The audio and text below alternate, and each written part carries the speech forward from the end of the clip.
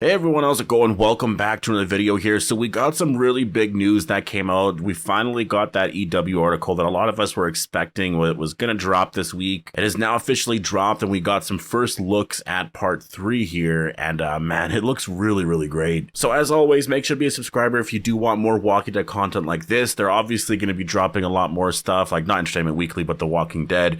You know, they will be hyping up the trailer's release at Comic-Con in 4 days. They may even release like a 30-second teaser or something like that, right? Like they may drop that at some point. So yeah, there's a lot to look forward to. So obviously, if you want to get all my breakdowns on that, then make sure to hit subscribe. And also definitely go follow me on Twitch, because this Friday, I will be streaming live on Twitch, just sort of my reaction to Comic-Con as it's happening, because obviously there's no way to watch Comic-Con. It's going to be in person, so there's not going to be a way to watch it. You're just sort of following information on Twitter as people are releasing stuff. And so my plan is we're going to do a live stream and do a Q&A and stuff, talk about it, and yeah, keep an eye on Twitter, and whenever stuff drops, then I'm going to sort of react to all of it. And yeah, we'll react to the trailers on there and stuff, and then afterwards I'll get to work on my trailer breakdowns, which I'm just very excited to do. I'm excited to watch the trailer, but I'm mostly excited to do the trailer breakdowns, just because like I get to like pause it shot by shot, really analyze it and look at everything and try to see the flow of certain scenes and like what episodes is this from? Does this relate to this kind of thing? Entertainment Weekly posted an article today, and obviously I'll leave a link down below. They usually always post like this big article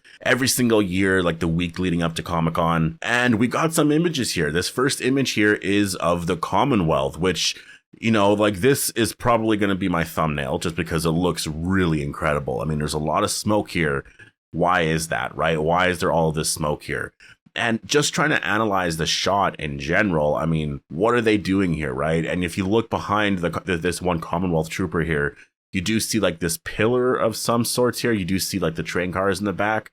So I'm assuming that this isn't going to be something where like they walk out of this, like, I don't even know. It looks very just like science fiction-y, like they came out of this like pod and all of a sudden you hear this like when all the smoke is like, you know, I don't think it's going to be like that. I actually think this is probably like, I don't know if you know, like tear gas or something. Someone threw some smoke grenades or something like that. And I do think this is probably going to be from one of the final showdowns, but it's interesting seeing just the overall layout here. I mean, obviously that smoke is probably covering a lot. Like, where are they here? This doesn't seem to be at the Commonwealth. This seems to be outside of the Commonwealth. So is this some of that CRM connection that we were wondering about? Because like we know in episode 16, Connie said that, you know, they had to go find out some more stuff about Tyler Davis and what's going on. There was coordinates to some location, so maybe they're bringing people there, which could be where, you know, obviously the CRM that they want people to do tests because they're trying to find a cure, blah, blah, blah. Like, we know that story from World Beyond. Maybe this is like an outpost where they actually do that here, right? Because this is obviously away from the Commonwealth. It's nighttime. There's some sort of like encounter going down here. So yeah, it's interesting. I'll say I don't think this shot is from episode 17. I think the other shots are probably from 17 or 18. This shot here, I think, is probably from like 19 or 20. I think it's a little bit later in. The next shot here is of Daryl, and there's not really a lot to say about the shot other than it doesn't look like they're in the Commonwealth at this point, just because you can kind of see that broken window. There's some leaves and stuff there. Aaron's here. Daryl is obviously wanted by the Commonwealth, so I don't expect him to be a part of it. And just based off of his outfit here, we know that once he's in the Commonwealth, he's wearing his vest again, right?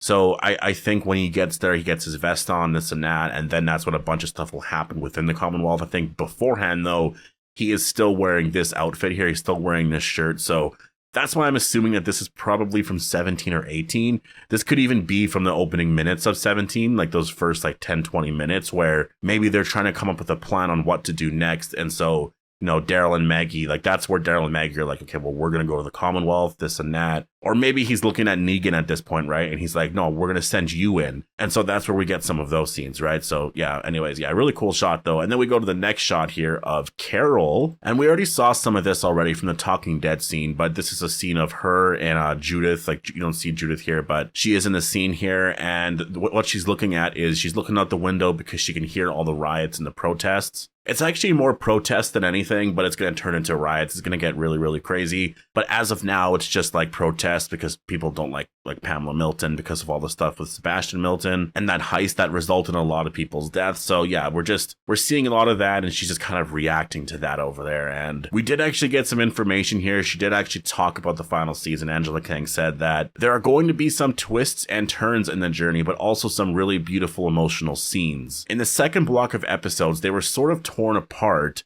and in this last block, the gang is back together again, moving with a common purpose. There's always a particular fun that comes with that for us, and for fans who like to see what happens when the group is doing their thing as a unit. Daryl more and more is being thrust into the role of a leader, and the way he does it is different than some of the others. His style is not like Rick's. It's not like Maggie's or Ezekiel's.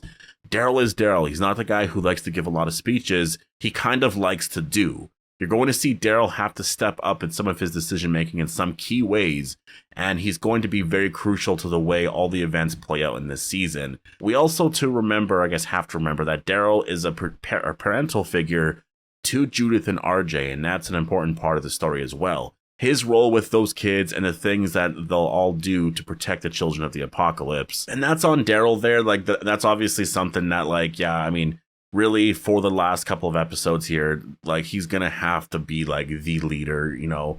And it's interesting that she says that he's going to have to do some things that will put his leadership to the test, basically. Like, he likes to do things his way, but he's going to have to step up, and he's going to actually have to, I mean, yeah, that's interesting. I also like what she says about the fact that all the characters are going to be together, and that actually makes a lot of sense just based off of some of the stuff that has come out about part 3.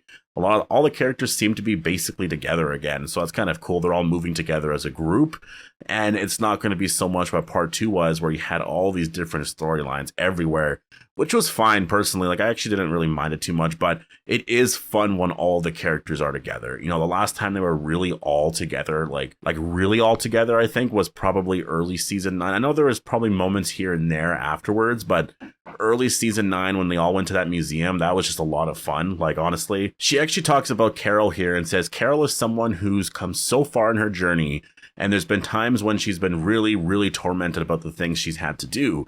But I think Carol's in a place of pragmatic acceptance of the decisions she has to make.